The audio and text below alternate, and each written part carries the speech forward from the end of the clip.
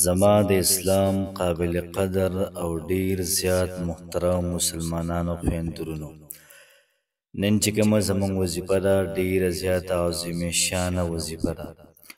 د سورت یاسین د یو آیت ډیره زیاته طاقتور وظیفه ده. که تاسو هم دا غواړئ ستاسو دی الله پاک هر یو کار سم کی. داسې بند کارونه چې هغه لا پراته دي او تاسو کوشش کوئ چې دا مونږ وکړو هغه نه کیږي، ناممکن حاجت دی. د سوره یاسین د یو آیات وظیفه تاسو صرف 11 پرې پابندۍ وکئ، مسلسل وکئ، انشاءالله العزیز د الله پاک د ذات نه کلک امید ساتم الله پاک به ستاسو هر قسمه مسله ختم کړي. دغه رنګې د لکانو یا دغه رنګې د جنکو رشتې د نه کیږي یا رشتې کیږي وروسته بیا رشتې ماتې شي، نو تاسو دا وظیفه 11 ورځې وکئ. د سورې یاسین د یو آیت وظیفه وکئ، انشاءالله په داسې ځای کې ورشته کیږي چې پوره دنیا به ته حیرانئ. څومره ستا رشته دار دي، څومره خپلوان دي، راټول به تا ته حیرانئ چې په داسې ځای کې رشته څنګه کړله.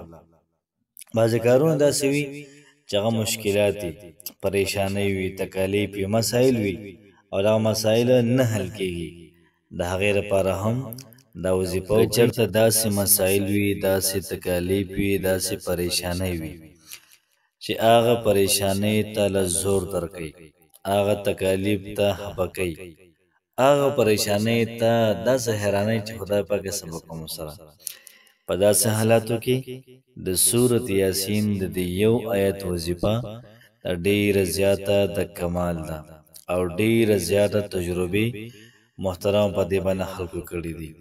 نو که ستاسو د رشتې مسله وي، که د حاجت مسله وي، که مشکل وي، که نوکري وي، که هر څه وي، یو پیر تاسو محترمه دا وظیفه وکئ، انشاءالله العزیز الله پاک به ستاسو هر قسمه حاجت دا پوره کړي. دعاګانې به الله پاک ستاسو قبول کړي.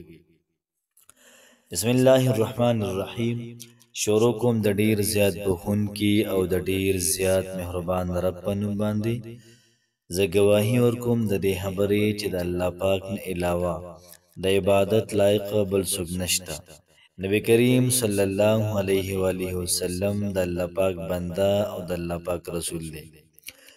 زما د اسلام ډیر زیات قابل قدر او محترم مسلمانانو، دعا وکړئ چې کم کسان دا مسافر دی الله پاک په خپلو کورونو له د خیر سبب وکړي، داسې رزق له ورکړي چې د نورو ممالکو ته د مزدورو لپاره نه ځي، او چې کم هلته دی الله پاک د هغوی ښه بندوبست وکړي، د هغوی ښه مزیداره اغلا حصه وکړي. الله پاک دې زمونږ او ستاسو تمام حاجتونه پوره کړي. الله پاک دې زمونږ او ستاسو هر قسمه دعا دا پوره کړي او هر قسمه دعا د الله پاک زمونږ او ستاسو دا قبوله کړي. الله پاک نه دعا دی الله پاک مونږ باندې مشکلات، مونږ باندې تکالیف و دا مراوړه. مونږ انسانان یو، مونږ ډیر زیات کمزوري یو او د مسلو او دغه رنګې د تکالیفو د پریشانۍ د زغملو نه یو. الله پاک زمونږ نه تکالیف لرکړي، مصیبتونه لرکړي، پریشانۍ ختم کړي، ښکلې بهترین پرسکونه زندګي راکړي. نن چې محترمو زمونږ کومه وظیفه د ډیره زیاته عظیم شانه وظیفه ده. سورت یاسین د قرآن مجید زړه دی او د قرآن مجید زړه چې څوک بار بار وایي نو الله پاک ورته هر قسم مسله محترمو دا ختموي. کم سړی چې سهار وختي سوره یاسین یو پرې ووایي او د الله د رضا لپاره یې ووایي، الله پاک هغه څه کوي چې بنده چې څه خوښوي. نو موږ هم د پیسو دپاره او دولت دپاره او د هر څه دپاره وایو، خو څوک هم داسې پیدا نه شو چې اوسه پورې د الله د رضا لپاره سورت یاسین ویلي. سورت واقعه هر ماښام نه بعد خلک د پیسو دپاره وایي، خو چا هم داسې ونه وي چې لکه د سورت واقعه د الله د رضا دپاره ویم، نو چې الله رضا پکې شامل شي، الله راضي شي، نو پیسې دنیا به درکېدله. دغه رنګې محترم انسان ډېر زیات لالچي دی، نو که ستاسو هم په زړه باندې سارمان نه پوره کېږي، نو همدا وظیفه نن شروع کړئ او صرف 11 ورځې وکړئ. بیا تاسو د دې وظیفې کمالات او معجزات په خپلو سترګو ووینئ. که ستاسو دعاګانې نه قبلېږي، دا وظیفه شروع کړئ، الله پاک ستاسو دعاګانې قبلوي. کو تاسو مصائب کې نښتې وظیفه شروع کړئ انشاءالله الله پاک ستاسو هر قسمه مسله دا به ختمه کړي. او خاص کر هغه وروڼه هغه خویندې چې د هغوی د رشتې مسله ده، رشتې دپاره شروع کړئ. د قرآن مجید د سورت یاسین یو آیت وظیفه ده، تاسو وکئ. ستاسو به تقریبا 13 منټه نه راځي، 15 منټه پې نه راځي. دا وکئ. د جینکو رشته په داسې ځای کې وشي چې خلک ورته حیرانېږي چې دا هم څنګه رشته وکړله. د هلکانو رشته په داسې ځای کې وشي چې خلک ورته حیرانېږي چې دا هم څنګه دا رشته وکړله. محترم په خپل هم ځان له کولی شئ، او دغه رنګې د خپلو بچو لپاره هم کولی شئ، مور د لوریانو لپاره کولی شئ، خورې د بل خور دپاره کولی شي، د رور دپاره هم کولی شي. خو بهتر دا ده چې په خپله تاسو دا وکئ، ډېره زیاته فایده به کوي. د وظیفې ترتیب او د وظیفې طریقه کار به داسې چې تاسو به درود ابراهیمي 11 پېرې وویلئ.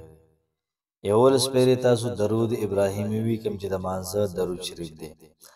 بیا به د هغې نه بعد 314 پېرې د ماسخوتن د مانځه نه پس 314 پېرې دا به تاسو دا کلمات ووایئ: سلام قولا من رب الرحیم، سلام قولا من رب الرحیم، سلام قولا من رب الرحیم.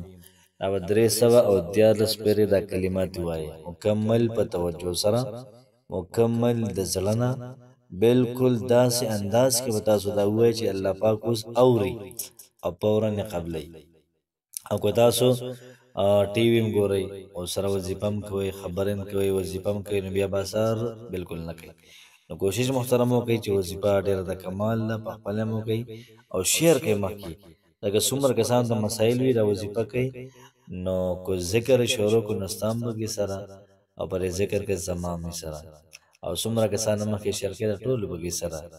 کوشش وکړئ یو خو ستاسو ثواب وشي، او بل دا چې د مسلمان ورور حاجت دا پوره شي. یا به څوک د مشکل نه مشکل بچا راغلی، دا مشکل به ته الله پاک لر کړي. دا موږ الله پاک ته یو وسیله پیش کوو، الله پاک ته یو زاري پیش کوو د بنده او د الله پاک روغه که بس چې بنده به دې کې رالی که نه چې ذکر یې وکړو او رالی لاسونه اوچت کړل، الله پاک ته کېناستو، یا الله پاک دا مسله مې د حل کړه، نو بندګان الله پاک ته نږدې کول دي، نور به کیسه نشته دی. نو کوشش وکړئ په خپله هم وکړئ، ملګرو سره هم شیر کړئ. الله پاک هم خوشحاله آباد ساته. السلام علیکم ورحمة الله وبرکاته.